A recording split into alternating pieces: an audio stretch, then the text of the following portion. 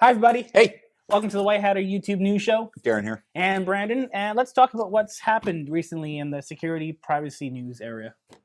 Just looking at your hair compared to last one, you kind of put some product in there this time. Oh, yeah. Last Yeah. time it was kind of like Just getting used to longer hairstyles. yeah. Let's talk about I mean, it pays to know that your partner is like a licensed, what do they call, hairdresser or whatever, right? And that kind of stuff. So it helps. Yeah. Do you think she can do anything with my hair? Probably not. Okay, just checking. All right. And let's talk about some updates. Let's talk about some updates. What's the first one? First update from us is in regards to you published a new book. Yes, we have. I'm an indie publisher again. This is the third indie book. We've been published with a professional publisher once, and then I did two earlier works like 15 years ago on women's safety and kids safety. But this one, for the past, ever since January, since we've been locked in from COVID, I sat down to kind of put our thoughts together, specifically everything that we teach. And we've been hearing from parents a lot. Have you written a book? Have you ever written a book? Well, I finally wrote a book, and it's just over 20 chapters, 230 pages. It covers the whole gamut of everything that we talk about, plus a whole lot more. I decided I really struggled with going with a traditional publisher or going e-publishing, and I decided to go e-publishing. Number one, I wanted to learn a new skill, so it kept me busy and out of mom's hair, which she really enjoyed. She's kind of freaking out because I'm finished the book and I'm getting bored already, right? So, you build some more sound panels for us in the studio. I know we could do that. Yeah. We'll figure there's out projects. Yeah, there's projects. And the other reason I decided to go with an ebook, it's easy to keep it updated, right? So, and I want to learn a new skill, so it's on Amazon Kindle right now. It's like $9.99. No, it's $9.99 Canadian, and American it's something like $7.30 or something like that. But anybody who's interested, you go to our website. Brandon's put it right on the front page, on the upper part of our webpage, right? Yeah, right link will be down below. Yeah, so there you go. It was a labor of passion. Really enjoyed it. So nice. And for those of you who are new to the show and new to the White Hatter, just a reminder that we do have our White Hatter app that is available on both app stores, Android and iOS. Yeah, and I wanted to kind of talk about this a little bit just because this past week, it was September 10th was World Suicide Prevention Day. And so I just wanted to bring this to everybody's attention again, because when we first released this just over a year ago, it was all about providing resources for teens so that they could have it in the palm of their hand, right? Both American and Canadian teens. We have over 30 different resources to deal with mental wellness, all kinds of stuff on there, because one of the things we heard from teens clearly is that when they're in crisis, they don't have time to look for stuff, so why not just put it in the palm of their hand? So that's what we did. And although we designed it for teens, it's great for teachers, school counselors, even parents, right? Because you may not know somebody who needs help, or sorry, you may not need help, but you may know somebody who does, and it's nice to have those resources on the palm of your hand with the push, and it's free. And you can download them on the stores, right? Yes. Which stores? Apple App Store and Google Play. Yeah, on both of those stores for free. So why not? You hope you never need it, but when you do, you're happy to have it. Yeah, great little resource package in there. And it has all the links to all the other things, and even this show is in there as well. Yeah, for sure. It being September, schools and organizations are back into whatever function that they are functioning at now. Yeah, you did our first contract with Sept BC, right? Yeah. Who are they? They're like BC's kind of teacher education kind of facility organization. Yeah, kind of cool. So we're going full force on, using the studio and for training and lectures to schools and organizations. And what was that presentation? It was a custom, right? Like you custom designed this one. Yeah, so they wanted more in regards to their professional usage of technology in the workplace. Right. So we took some time, designed something custom for them, and broadcasted them directly using the studio. Yeah, you talked about everything from freedom of information to privacy to all kinds of different stuff, right? You talked about consequences that could happen if you're using social media in an inappropriate way, and how teachers have been disciplined or fired and all that kind of stuff, right? So it was you did a good job on the custom build. It took you a while to put it together, but it was well delivered. The feedback we got, because they phoned us, they loved it. They said they absolutely loved it. So good on you. We try not to make it a typical boring webinar. No, we don't, right? No, we don't. And especially you, right? Which is good. And I saw that you're using the haptic remote on your hand. Gesture controls? Yeah. Yes, we are playing with gesture controls here. Show everybody the unit. All right, fine. This is cool. This is very like Star Wars-ish. Yeah, right? well, probably again, maybe making a video reviews on is incoming for this, but basically it's a hand gesture. It's like the Microsoft Leap controller, but attached to your hand. and allows you to basically do hotkey actions that You look like Tony Stark in the Avengers, right? When you're doing yeah. when you're doing your thing, right? So it's pretty cool. Yeah, That's so pretty cool. yeah, it's useful. I can be away from the computer and still control things. It's all about the tech. Yeah, it's all about the It's tech. all about the tech. Yeah, I might do a video review or something on this. It's pretty cool. Yeah, It's pretty cool. Hey, in regards to teachers, Hey, who found it? You did actually. Well, I wanted. The boomer did. I wanted The boomer did. I wanted a more like a handheld Bluetooth remote. Yeah, you wanted one that was on your finger. Yeah. I looked at those and they were really hard to find. A lot of them were no longer around anymore because they just didn't work properly. And then I came across this and I went, oh yeah, Tony Stark. Tony Stark. Yeah. Right? So get two of them. Be like, I know. I know. It'd be pretty cool. Unfortunately, I mean, only one computer registers with one. Oh. I mean, you could attach this to like the presentation computer, and then the other one to the computer, and then you can control both that way. Because I can get them in different colors too, right? Like I can get them in black, white. I should get the other one in black because those are our company colors, right? Black and white. It lets you know which one's which. Yeah. It's like this one's for the computer here. This one's for the computer over here. And you made it clear that the boomer's not allowed to use it, right? No, you can use it. Just need to practice. Yeah. Good luck. You just need to know. No, yeah, no. That's something for you, right? So, anyways, right. Tony Stark.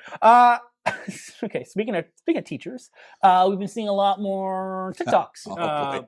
On the internet in regards to online learning and what students are doing with their educators. This is why before you play. Oh no, let's play it first, and then we'll talk play about it first. It. Yeah. So let's do a setup here. So this is a teacher who's running a Zoom class, right? And he's not that familiar, I think, with the platform. The teacher, you can tell he kind of knows how to use it, but I don't think he understands the consequences of things. So let's play it.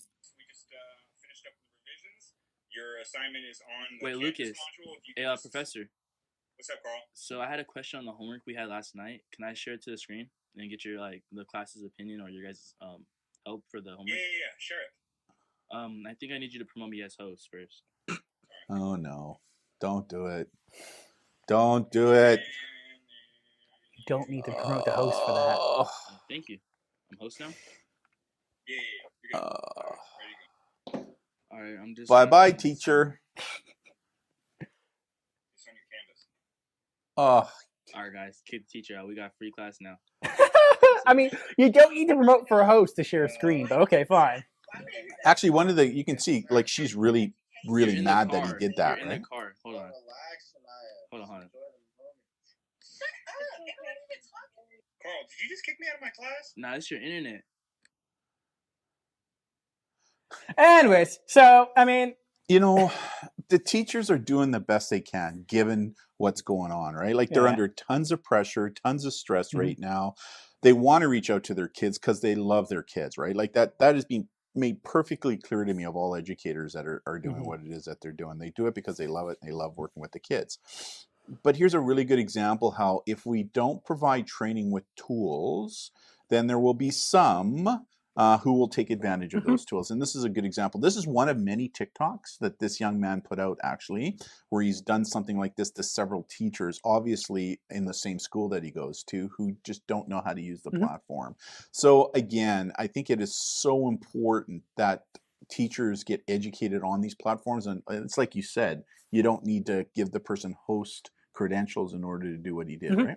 So important. Yeah. And the other thing, I hope there was some significant consequences to that young man's actions, right? Like totally inappropriate.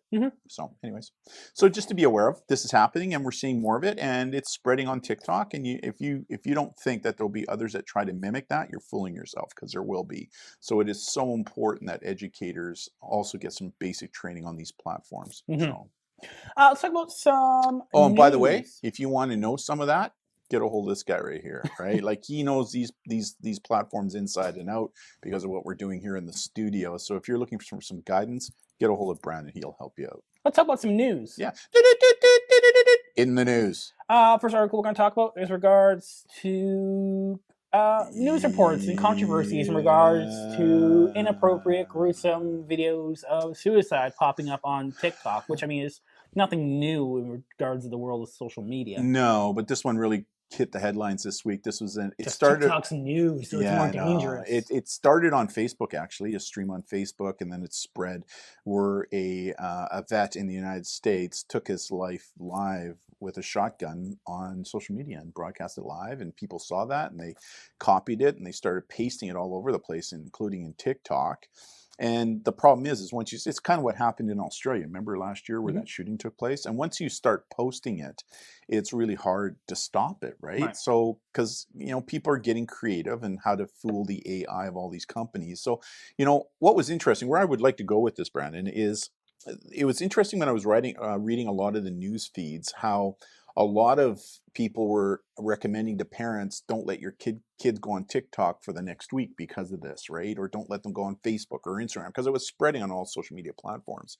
And in fact, I read a couple of postings where parents said, if the kids ask you why, just lie. Just say, like, there's something going on, we can't do it. And I think that's the worst thing we can do. I think if anything, I think an incident like this should actually help parents to spark a conversation with their kids, age appropriate, on all the issues surrounding mental wellness, suicidal thoughts and ideations, right? Like, I mean, I think by just ignoring it and yeah, I mean, I think it's important that we educate our kids. Like, one of the things that some people were doing is they were just taking a still shot of what the gentleman looked like, saying to people, hey, listen, if you see this picture of this guy at the start of a video, delete it, right? That was a good idea.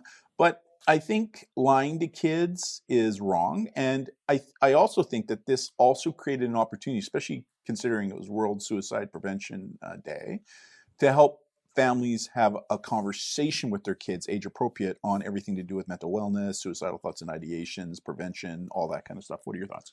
Yeah, totally. And I think, again, I saw these articles too, and I was really focusing on demonizing TikTok for what it is. And these images and videos are on all platforms. So, because of this one event, to assume there's no other events going around that are catastrophic around the world, because there were some things happening around the world that popped up on social media. So it's not necessarily, turn it off because of this one video for a week. I mean, by that mentality, you would have to turn it off indefinitely. Yeah, exactly. And I think it does also kind of push the point that we have to have more discussions with our kids on what's going on online, what are they doing online, more of that family participation, communication side of the equation. Because just banning it is not going to work, right? Like, you can ban it at your home, but as soon as your kid goes to their next door neighbor's friend's place, they're going to see it there. Or just ban TikTok, and then they figure it out on Instagram, or their friends send it to them directly through Snapchat. And it's like, and there's so many other platforms now, like Triller is another one. It's a TikTok, it's TikTok, right? Just under a different name. People are afraid TikTok's going to go bye-bye in the US. So they want to try to cash in on it, right? So, and that's the issue here. I mean, if there's anything that the internet and social media has done, is it's changed our lives to the point where we have to have more discussions on these types of topics, right? But my message here is, I did read a lot of parents saying, just lie to your kids about what's going on, that they're just down, it's not working, that kind of stuff, and then they'll lie to you back. And that's just not on, right? Again, I think don't get me wrong, right? And we say this about TikTok, not really a platform that we want kids under the age of 15 on, right? Because of some of the content on it. Most social media. Yeah, I mean, a lot of there's some good stuff that happens on TikTok. Certainly. There's some bad stuff, right? Just like in the real world, right? And again, kids don't see the difference between the online world and the real world. It's just one world. Well, political activism happening on TikTok. I know, right? So, I mean, it's just, it's one of these things that we parents have to recognize. We have to parent on, for sure, but lying to your kids about something, I just don't think that's right. I just don't think that's right. So tragic. I mean, there was read a couple of postings where parents said, yeah, their kids saw this thing, and a couple of them had problems sleeping that night. And yeah, absolutely, right? So, but again, it opens up a door that we can have some further discussions on these issues, because mental wellness has always been treated like like a problem that you hide in your closet, and you don't let everybody else. You don't even talk about it because it's so taboo, right? And I think we need to start talking more about it. And anyway, so that's my 2 points. My message to the parents that are watching: don't lie to your kids. Yeah, this was a horrific incident that took place on Facebook, is where it started and spread all over the place. But, just lying to your kids about it is not going to help them at all. Let's enlighten, not frighten. And the way that we do that is by having open and honest discussions with your kids on these topics, right? So Makes sense. anyways, I'll get off my bully pulpit now. Next article is Yeah. this one. This was a Canadian one, right? It was a survey research talking about in regards to kids improving literacy and mental well-being. Yeah, I found this and I sent it to you because you're the academic. And so one of the first things you said to me is the survey was self-reported, right? So there's some challenges with self-reporting. I mean, don't get me wrong. This is a Canadian research study, right? Canadian.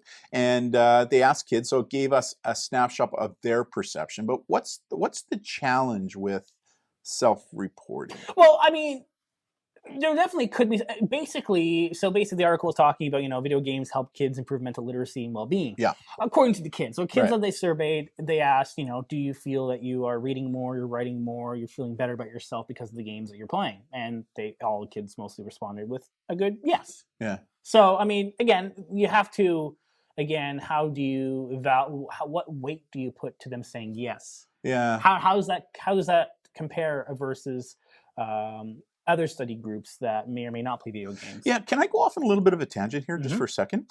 I was watching Candace on Twitch, right? She's doing some stuff.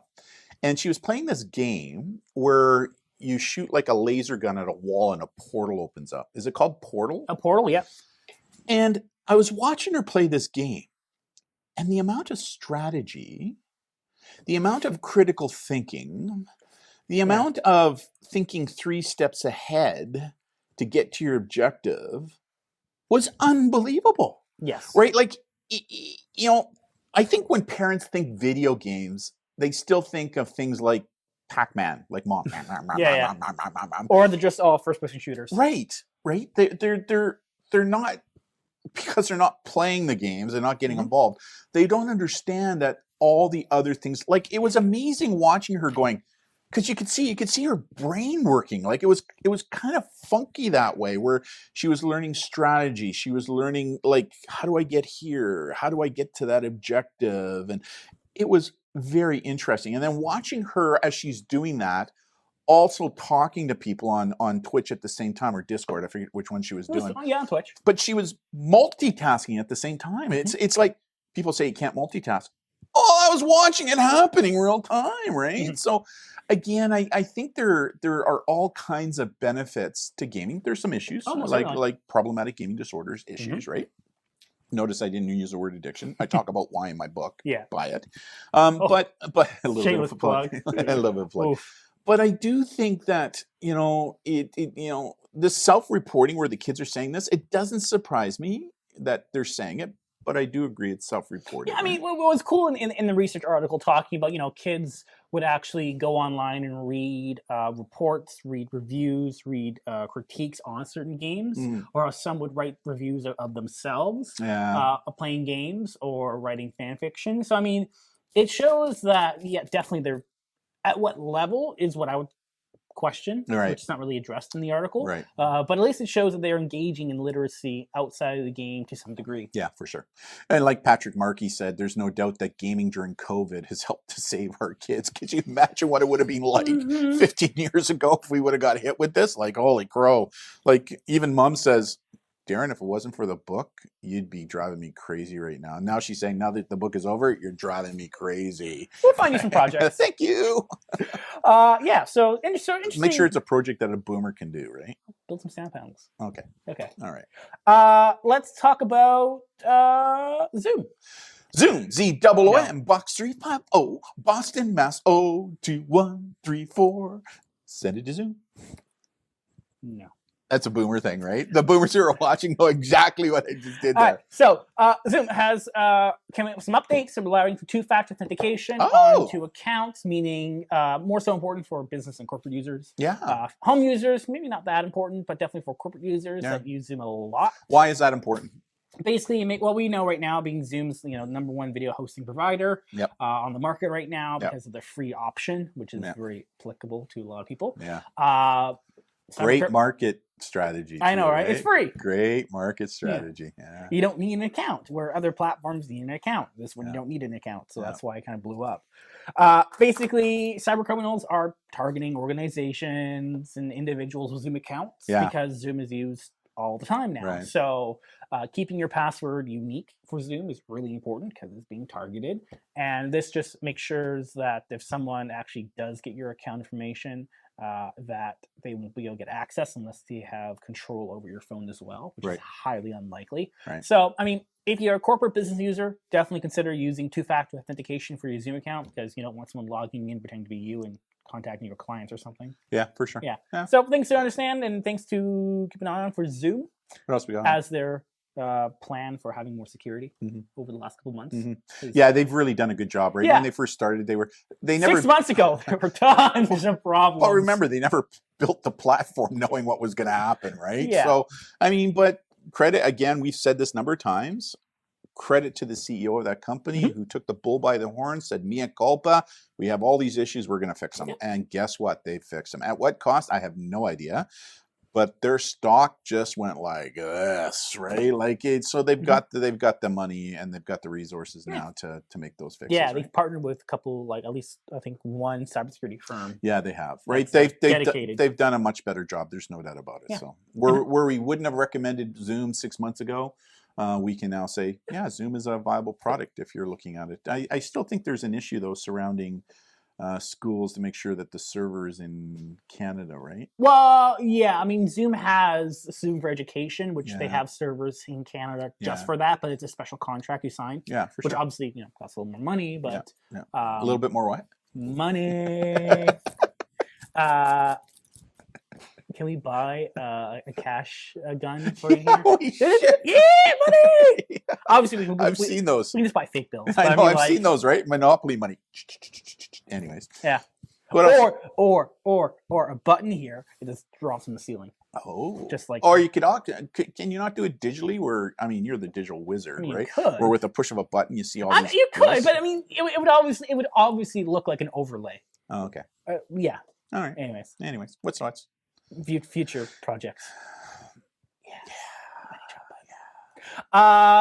Next article. Ontario police warning about SIM swapping fraud. Now this is an older news from 2019, right? That I got. But but the reason I brought it up is because this week on Facebook, or was it last week? Anyways, I mentioned and a lot of Canadians, and this is specifically for Canadians. First, explain to our viewers what a SIM swapping crime is. Okay, so basically how it works is, where's my phone? Here's I have my phone. Here's a phone. No, I have a phone. No, I got a phone. Okay, there's a phone. Okay, here's your phone. So basically, a phone. So in your phone, you have your SIM card, right? Yes. Connects to the cell network. Yes. Yeah. Well, you have an account with your provider, which is Fido in this case. So you have an account with... I'm a Fido guy. Woof, woof. Okay. Just saying. I'm Bell. Ding, I like ding, Fido. ding. Yeah, okay. Woof, woof. Ding, ding, ding. Woof, woof. Hashtag not sponsored. Please, if you want to.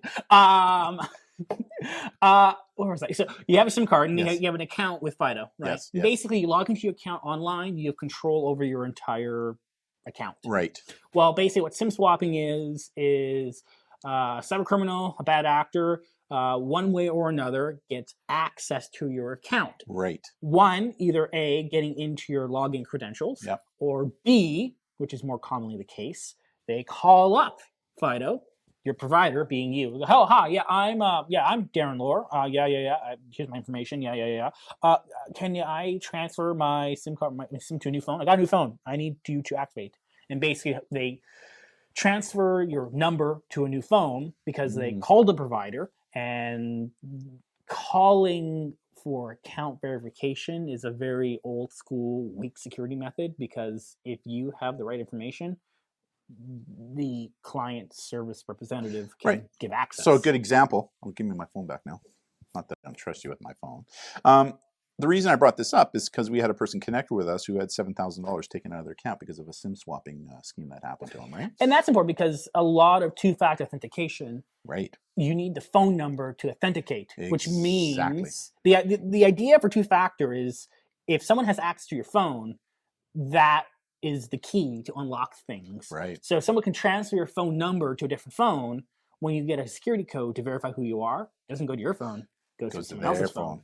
And so what a lot of Canadians don't know, and I'm talking about Canada right now, is all the major carriers, Fido, Bell, Rogers, all Ding, the big ding. ones, all the big ones right now, they have port protection, but it's not by default. You actually have to phone them or connect with them directly. Or go into your online Yeah. account. And request that they turn it on. Yeah. And by turning it on before anybody can port your phone number to another phone, you'll get a notification from your carrier going, hey, somebody's trying to port your number and SIM card. Is it you? And if it's not you, you can go, no, it's not me, right? So what it does is it helps prevent SIM swapping crimes.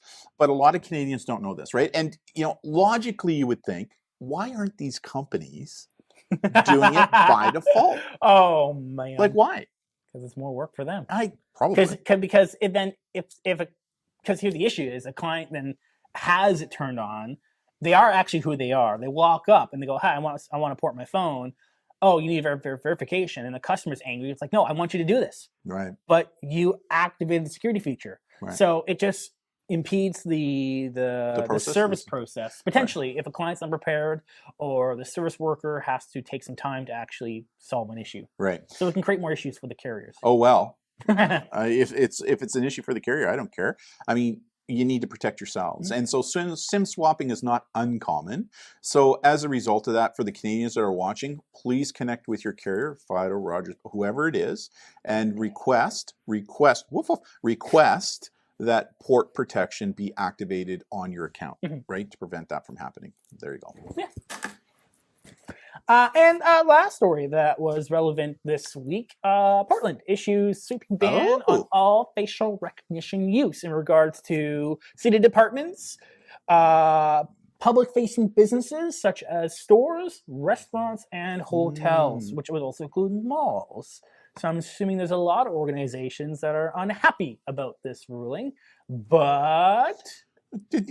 We've spoken about this before where, isn't there a city being sued right now because the police department was using facial recognition and identified somebody who had a warrant. The wrong person. And it wasn't the right person, right? Yeah, there's tons of reports in regards to the inefficiencies of facial AI and the overuse of information that is highly irrelevant for some cases, right, in regards to business use. So interesting move from Portland, especially the political pressure happening in that area. So again, we're not a huge fan of facial recognition in regards to these uses either. So this is kind of good news for privacy advocates. So if you're worried about your face being captured by systems, by the phone, go to Portland. So go to Portland, and I'm sure we're seeing a lot of discussions at higher levels of governments across the world talking about just regulation and bans of the technology. Yep. No, I agree. So, hey, by the way, did you hear Metro Toronto? They just last week they announced that this year they're now going with body-worn video. Oh, fantastic! Now, the largest municipal police department. There's not one municipal police department in British Columbia who uses body-worn video. It's ridiculous, right? Anyways, I just thought facial recognition. They don't use facial recognition technology on their body-worn video, but I just thought I'd mention that. So, alrighty. Yeah. Also, because school is coming back into session in whatever function that is for you, we're seeing a lot more families posting, a child's first day at school, and really, being proud of their kids, which is fantastic. But maybe sharing... I just noticed my spaghetti is sticking out over my ear. Look at that. I forgot to tuck it in. It'll pop out again. Yes. But maybe families sharing too much information about their child's first days of school. Good example, case in point. Does all this information need to be shared publicly to the entire world? Different people have different thresholds of what they consider as appropriate or inappropriate. But I guess the question is, what would this person in the photo feel about when they're maybe 20 years down the line? Yeah, we talk about that in our sharenting or oversharenting webinar that we do for parents, and there's a whole chapter in my book. Did I mention that we have a book out now on sharenting? That's going to happen every show now. On sharenting and oversharenting, right? So a couple things. So that's a picture that I found. I blurred it, right, to hide this. Publicly So, accessible photo. yeah, So- public is what yeah. what was interesting about this. I've had a couple of people comment. Well, what if it's a private account? Like it's on my private account, and I'm Oh. just sharing with my family, right? That's a good comment. But what if somebody who you're sharing with now takes a screenshot of it and shares it someplace else? And the reality is, even if you're sharing it on Facebook in a family account, Facebook says right in their terms of service, any picture you post, they can use it as they see. Yeah, but Facebook's not going to like make it public. Well, Right. See, are they? I mean, a lot of people, they read the terms of service of Facebook, and yeah, Facebook has a perpetual lifetime license to the pictures. Yes. Basically, is what they Yes. say. They can do what they Yes. want because Yes. in order for you to post the picture on their site, they need Yeah. access to the picture. I mean, yeah, could it happen? Sure.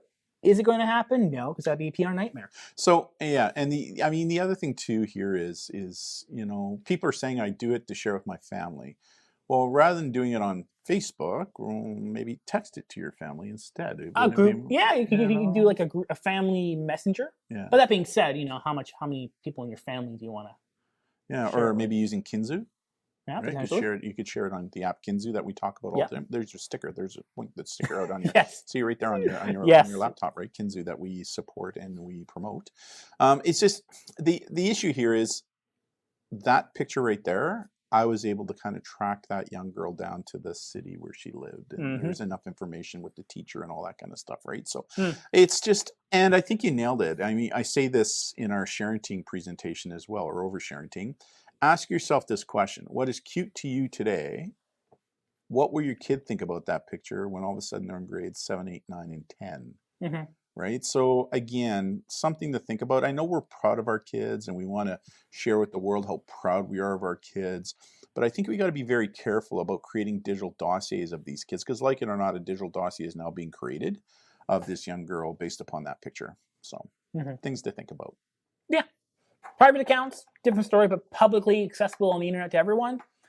But Yeah. even a private account doesn't stop somebody else in that private account from going, oh, I sent it to grandma, and grandma goes, oh, it's so cute. You know what? I'm going to screen capture this and send it to all the ladies in my book club, and she posted on her But public that's Facebook page. that's no different from even if you share with someone in a private text message, there's nothing stopping grandma for copying it from a private text message and sharing it That's to their. true. So I mean, I don't think that argument necessarily works. Hmm. And if someone does share outside of the private group, then I think it's a discussion in regards to social norms and expectations. Going, you know what? Yeah. This is private for you. Why'd you do this? If Or- you do it again, you're out of the group. Or how about just printing the picture off and putting it in a traditional photo album to give to your kid when they get older? Like Yeah, we- but how do you share that? How do you then share the picture with, because families are all over the world nowadays, right? Yeah, With but- globalization. I mean, mom and dad have got a baby album of you where we took pictures of you throughout your life Mhm. and we put them in this album, and it's our gift to you, right? Down the road. Yeah. They're memories of you, right? Yeah, but how do you share those pictures in the moment, kind of thing?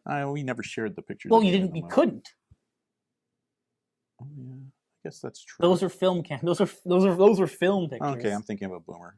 Yeah, you think like a boomer, right? All right, whatever. Anyways, Whatever. publicly accessible. Think hard about that. Yeah. Private groups, different story. If someone Alright. shares outside the group, should they really be in the group? Yeah. All We're right. out. All right. Anyways, All right. good discussion on that one. Yeah, whatever. Because I won that one. Yeah, you. Last article is in regards to Facebook. So, the Ireland's Data Protection Commissioner has stated they're starting an inquiry on Facebook's shifting of data from the European Union to the United States. Why? 'Cause- What's the big deal? Well, basically, in the European Union, they have these laws that say, data has to be protected and respected and kept within borders unless consent's given. That Mhm. kind of stuff, right? Mhm. Well, given how Facebook has servers all around the world Mhm. and they all connect to each other. I'm just finding something here to win an argument. Oh, Continue. boy. The question now is that, okay, does how Facebook transfers data from one country to another, does it respect privacy and does it uphold the laws in regards to privacy? So interesting to understand. And I think I want to talk about this in regards to, we're seeing, again, all these countries that are creating their own unique special laws that are targeting large social media companies, that social media companies are having a tough time. Oh, well, having a tough time. Basically, how do you manage a worldwide user base when each user is under different laws?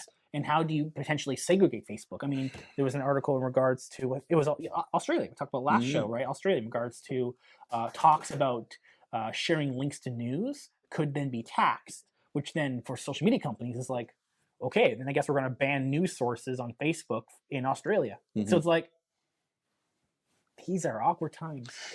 I just watched a show just released on Netflix called The Social Dilemma. Ah, yes, I heard about that. Just released. It's new this year, and highly, highly, highly recommended to all families.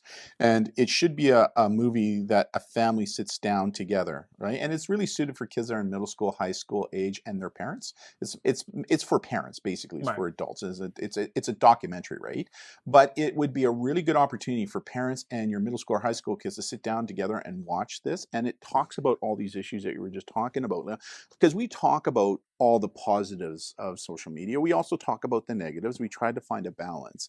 And this documentary really shines a light on understanding what these big groups like Facebook, YouTube, all the big ones, Google, what they're doing with our information and how they're using it for financial and political benefit, and how it's all about the attention economy.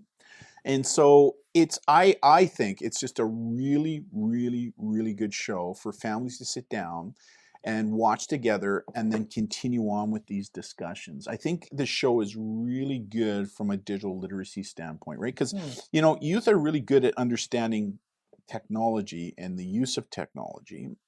But I think I have found personally, working with teens, hundreds of thousands of them, that they may not necessarily, and it's getting better, don't get me wrong, they don't necessarily understand that nothing is ever free, and that these platforms that are free, they're free for a reason, and what they're doing with that information and how they can use that information to their advantage. A good example, I think you mentioned last show, so somebody asked us, or it was one of our, no, it was one of the webinars we just did, where somebody asked you, I was talking about Nike shoes, and then all of a sudden this ad popped up on my phone for Nike shoes.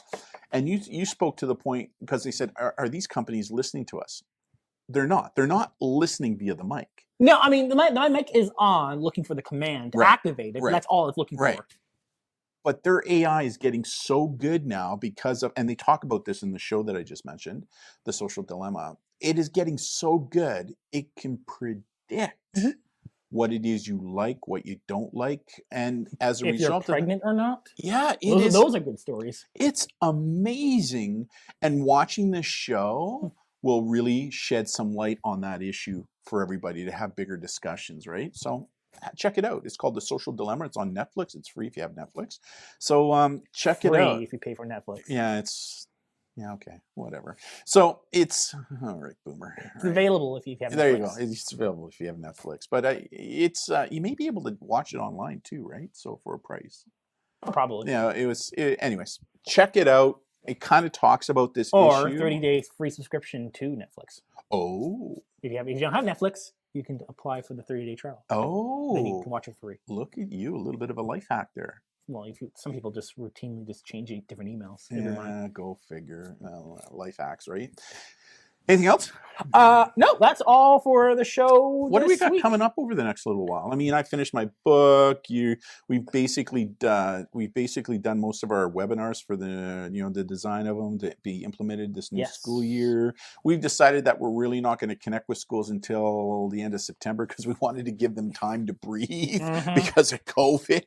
But having said that, we've had a number of schools connect with us now. I'm now booking classes, right? Yes, online, online stuff. So what else do we got going on down the road? Like we reviewed this thing called Griffin, right? A router. Yes, we have a review coming out on that for families that. for managing devices in the household and security and all that lovely stuff. Kind of cool. It was kind of cool. That's on the to-do list. What else you got going? We got some more videos planned to post. We got some lights to set up here. Couple upgrades for the studio. We got things going. I got a couple of invites out for Thinkable Thursdays. Wonderful. I've connected with somebody in Australia, and I've connected with somebody down in LA. So I'm hoping to hear back from them soon to talk about some other issues that I think are pertinent. I mean, the person that I want to talk to from Australia is all about the hypersexualization of media. So, and this person is world renowned on that topic. And then another person I'm connecting with is on vaping, issues surrounding vaping and that kind of stuff. So I'm looking to connect with him and order to do a Thinkable Thursday with him on the issues of vaping. We've written a really good article. It was probably one of our best. It's one of our top 3. Yeah, I think. one of the top 3 that we've hit. So, yeah, no, it's exciting times, right? Like I'm not gonna lie to you, it's been a challenge, right? Like but so far we've been able to take the lemons of COVID and turn them into lemonade. Right, Yes. we have. I mean, like it or not, you know what it is we've done and stuff. But it's challenging, right? There's no doubt. There's a lot of companies that do what we do and don't do what we do that are having some significant challenges because of what's going on with COVID. And I think it's going to get tougher. I do. I think we're going to be hit with that second wave come the fall, and I think we're going to be moving to another full lockdown. I hope I'm wrong, but all the evidence is pointing that way. So again, we wanted to make sure that we could still provide our valuable information to clients, right, remotely, and we've been able to do that. So kind of cool. Anything else? I think that's all. You sure? Until next week. All right. So this is Darren. Woof woof. And from Brandon, ding ding. Thank you for joining us. Hey, Cal. Hope you're working out really fine. Boy. And we'll see you all next week here on the show. See ya. Bye, everyone. Bye.